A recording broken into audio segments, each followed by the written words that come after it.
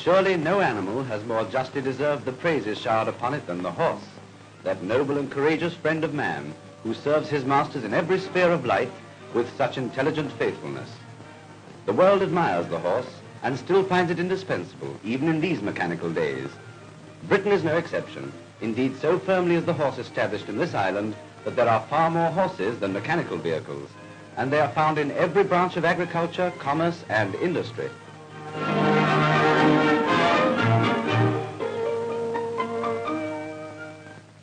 In London's busy traffic, 40,000 horses help to serve the needs of this great city's population.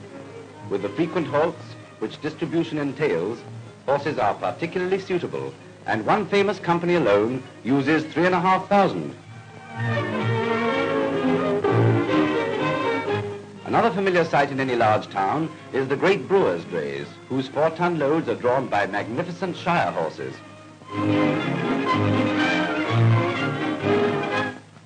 Purchased at 5 years old, they have an average working life of 8 years. The drivers are proud of their teams as they draw. Light van horses, of course, form the larger percentage of commercial uses.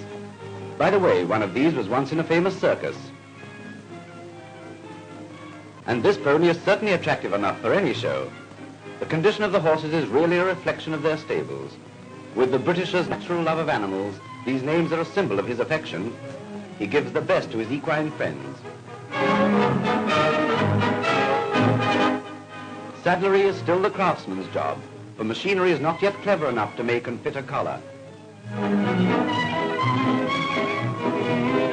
Throughout the year and the country, horse shows are continually held. Every kind of horse finds its place at these shows, and one of the most famous of its type is the Van Horse Parade, which takes place on Easter Monday. Hundreds of light van horses, cobs and ponies, mainly belonging to small traders, collect in Regent's Park. The keen interest that these van drivers take is indicated by the fact that they give up their bank holiday to show their charges, and since the prizes are very small, there can be no other motive but pride in their charges.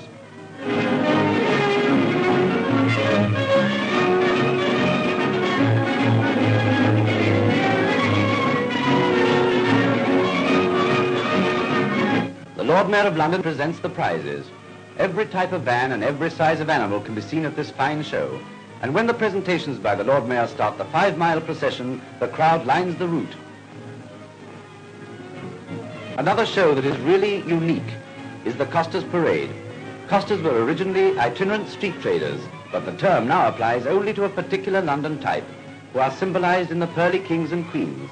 Their clothes are gaily decorated with pearl buttons, and though the number of costers decreases, they are still a picturesque feature of London life.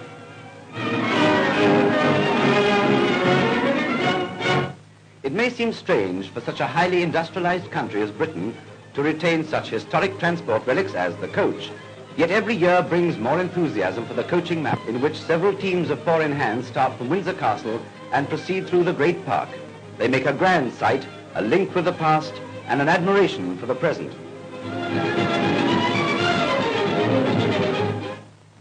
Britain's countryside is typified by the ploughing matches that are held.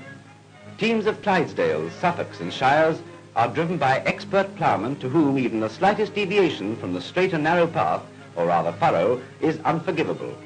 How much they owe to their fine horses and how much to their own skill, it is difficult to say, but the ploughmen themselves are the first to appreciate the drawers of the plough.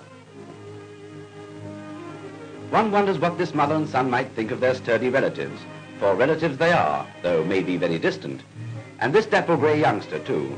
Freedom is still his, but as with the other yearlings and 2-year-olds, the time will come when they will be drawing a plough or a heavy commercial load. The English Shire horse is really a descendant of the powerful horse used by the heavily armoured knights of old. The native horse at that period was comparatively small, but the importation of bigger stallions increased the size of the breed. By the 16th century, the breed had developed into a strong and powerful type, not only for war, but for agriculture, and thus was the foundation of the Shire horse laid. Now, it is the most popular heavy in England because it is docile, tractable, and can manage the biggest loads so easily. The average weight of a Shire is 1 ton, but he can draw as much as 6 tons. The Yatesbury stud is one of the biggest for Shire horses in the country, and here are some of the champion stallions. Big-boned and powerfully muscled, chests of great capacity, and fine massive heads with more than a suspicion of a Roman nose. Look at those shoulders, well laid, deep and strong, as typical of this active and powerful breed as the well-sprung girth and feathered legs are. Another grand specimen shows the strong loins and broad short back, essential characteristics of the Shire. As with every other part, the legs are firm and strong, and well able to take the weight of the horse and any load it can pull.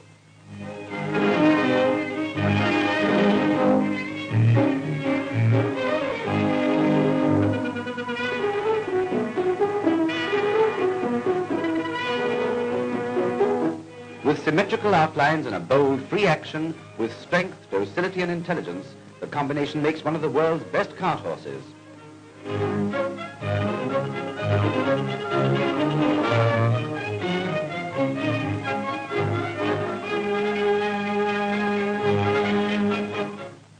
Here's a type which ordinary folk seldom have the opportunity of seeing, the pit pony. In the South Wales coalfields there are over 7,000, mostly Welsh ponies or cobs, out of a total of 33,000 for Great Britain. Clean-boned and thick-set, these sturdy animals are kept in fine condition, and one certainly would not associate them with the dusty grime of underground workings. These certainly seem in fine fettle whenever they come to the surface.